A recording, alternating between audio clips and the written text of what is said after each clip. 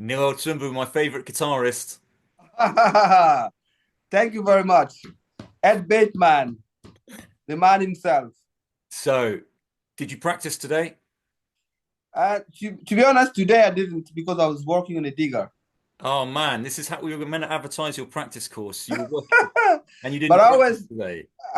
even when I'm not practicing the guitar, I practice in my head. So that's also practice. Okay, You how do you know, do that? it's actually it happens naturally when like I play just I play all the time. At home there's always a guitar. I'll pick it up and I'll do 5 minutes. And so when you don't play, it just it kind of sinks in then naturally. So it's a natural thing that happens when you practice. When you stop to practice, your head is figuring out all these new patterns you've created. Okay. Mhm. What kind of things can you practice when you've not got your guitar with you? Because I know um you're flying and whatever, traveling a lot. yeah, I suppose cognitive is more I think I would think of ideas, ideas of what I want to do. Because that's the important thing. Is the very first thing is when it comes to improving, is to have a very clear vision of what you're trying to achieve. Mhm. If you have a clear vision of what you're trying to achieve, your brain would kind of take you there. So I think of like patterns that I want to do, and I think also like the feeling, not just the emotional feeling, but the sensation, the physical sort of sensation I want to have while I'm playing also. So I think about this being relaxed, all that stuff. I'm thinking when I'm performing, I want to have my body to always be relaxed. And I want, my ideas to come out of my body freely. Okay. I don't. So I think about also, you can practice about anything. I can practice about a song that I'm gonna play. Think about it. I'm gonna be on that part. I know how it goes, and I'll run through it in my head how it goes. Yeah. So, but the important thing is to have a very clear idea of what you're trying to do. What about if you have to learn, because I've done this before, I know you're doing this right now, when you have to learn your own songs that you've recorded and maybe improvised and then a year later need to learn. Yeah, yeah. Yeah, so yeah, I just recorded an album, and I'm actually learning those songs again. And to be honest, it's kind of I find that hard because they're my own songs, so I feel like I should just know them. Then it actually takes me way more focus to do because I still feel like it's my own song. I'll be able to do it. Then the last minute I realize I can't do it. So it actually does take me a lot of motivation to go relearn my own song.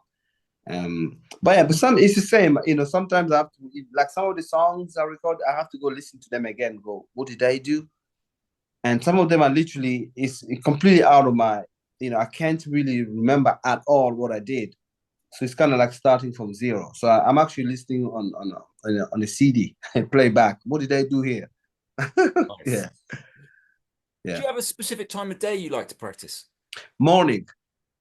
Oh yeah, I like early. The earliest the better for me. So let's say if I wake up at 5, I start playing, I'm able to play nonstop until like 9. I would literally play nonstop. It's like nothing exists, only me and the guitar. Wow. Yeah, but that only happens that early. If I was during the day, as the day goes by, the attention span gets shorter and shorter. So like I would play half an hour, that's my mind start traveling. But morning is my favorite time. I practice the best. 5, I would play until 9 nonstop. I would literally nonstop. At 9, I'll wake up like, oh my God, I've been playing since 5. Yeah. All right. So, like, if you're doing 4 hours of practice like that, do you sort of structure that in a way of doing certain things for certain periods? Yes and no, but yes, as it does happen. Like I don't have a very you know, sort of I don't have a set routine that I follow. But what I think about is when I'm practicing, I think of it what's the term? Shooting a bird, one stone shooting with two birds or something like that. I can't remember what they say.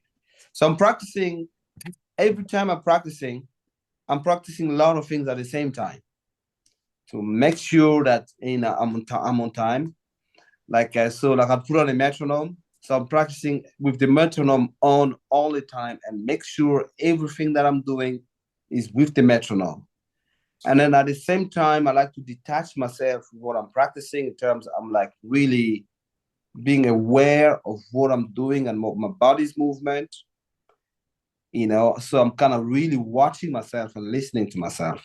And at the same time, I'm also pushing the limit of what I can do. So I already, as I said, having a clear vision, I already know my limit, what it is. So I'm constantly playing at that limit so I can push it. I know that okay, I can't really do this move.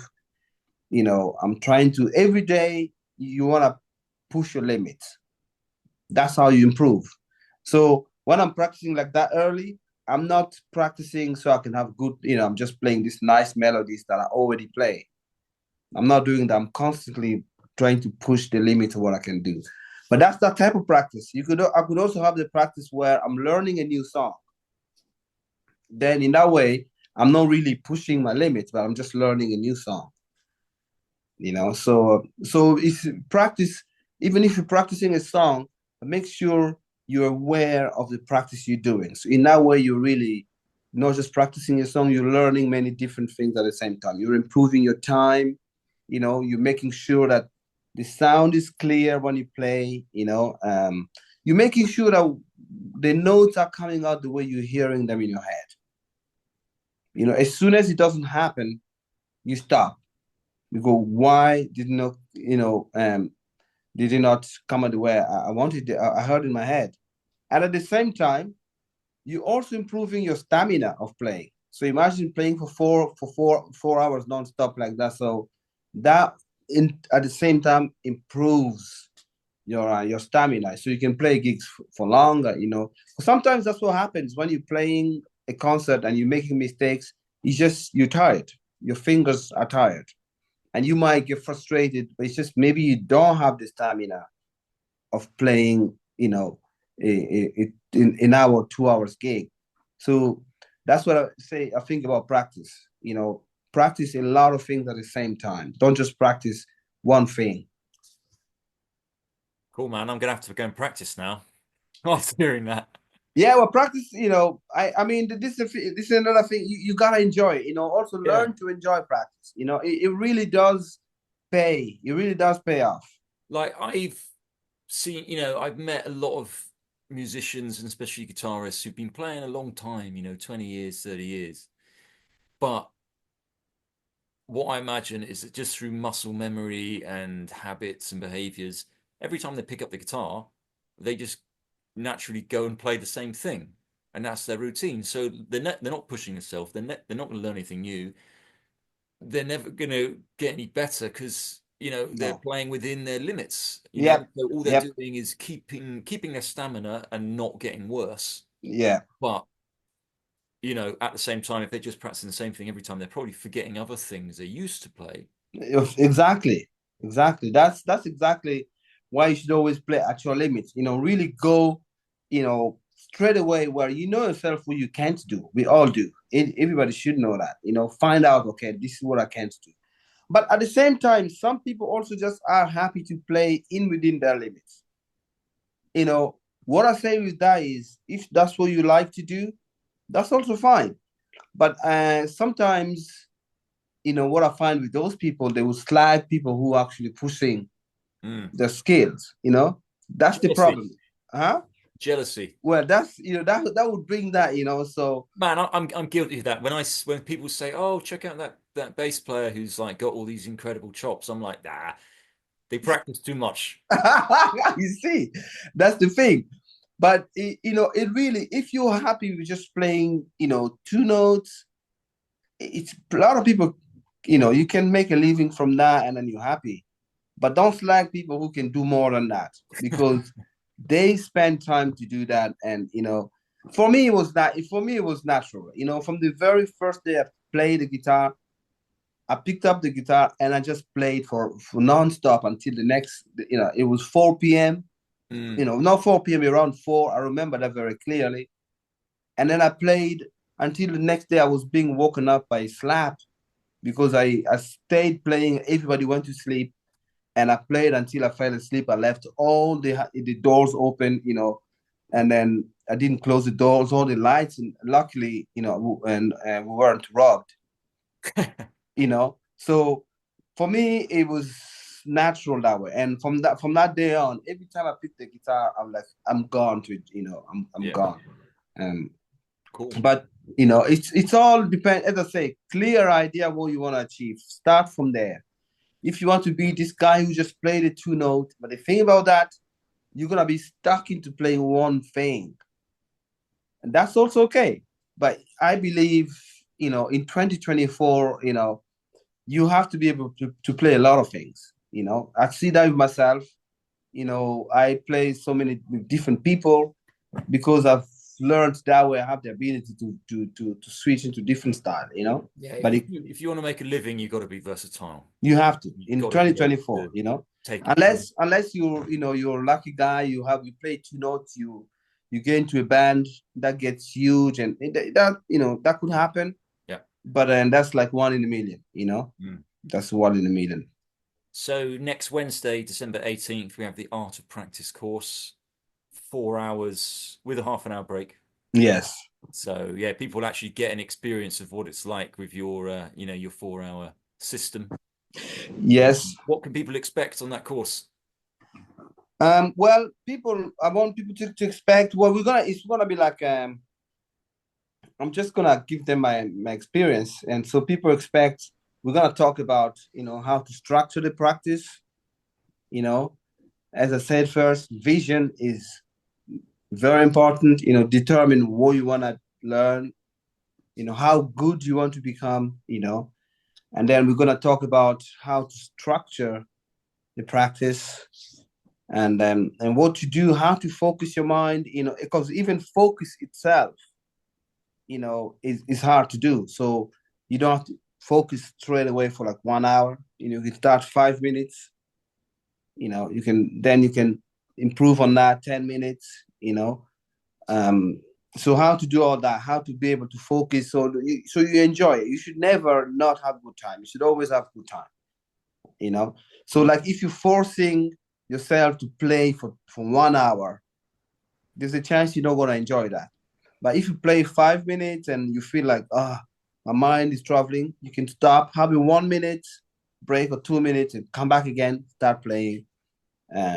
So there's a lot of things we're going to talk about. Just I want to give people, as I say, I do it naturally. For me, I never had to learn these kind of things. Cool. I'm excited. I'm excited too, and yeah, I look forward to sharing this information.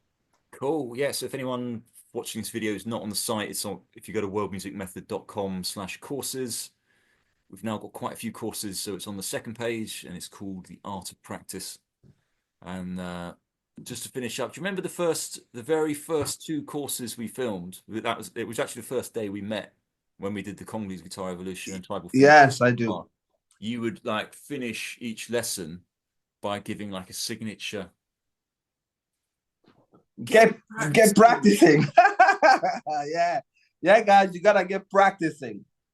Get practicing right now. It pays off. You'll enjoy performance. When you practice, you enjoy performance after. It's just it's a law of life. It goes that way in any discipline. With your recent recording on Grammy Award-winning albums, was that possible because of practice or not? Yeah, that's a good point. I went to record that album. They didn't even send me a song, nothing. I literally arrived in the studio and I sat there, they put the mics around the studio, and then Rhiannon Giddens, this was Rhiannon Giddens' album. So she just told me, oh, this is how the song goes. I mean, it's two chord songs, but still, it's in the studio, and you have to have a sort of focus and even just the movement of the song, the structure. These were all just recorded the engineer pressed play, she started playing, and off we went. And that's the take, and that's what won the Grammy. Practice really helped, because if I didn't practice, if I wasn't that ready, you know, I Yeah. could have missed that, Yeah, I So, look like there's quite a lot of gigs I've done in the last few years with bands I've never met, songs I've never heard, in front of yeah, audiences that know the band really well.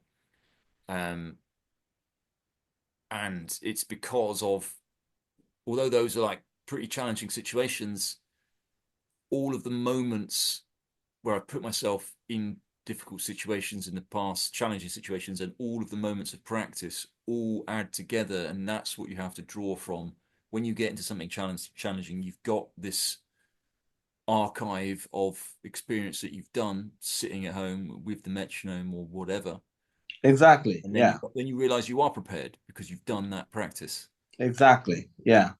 Actually, another thing, I should mention about practice is patience. Im Improvement, very small, but day by day. But the foundation of improvement is consistency. Oh, I like that quote. The foundation of improvement is consistency. Yes, yes. You don't just. I mean, and when you like before 18, or improvement it goes like you know, very fast. You can go from 0 to like 100. You can see that with kids. Mm, They 12, they pick up something, and then like boom. But by the time you're like 21, 25, it just slows down pretty rapidly. mm.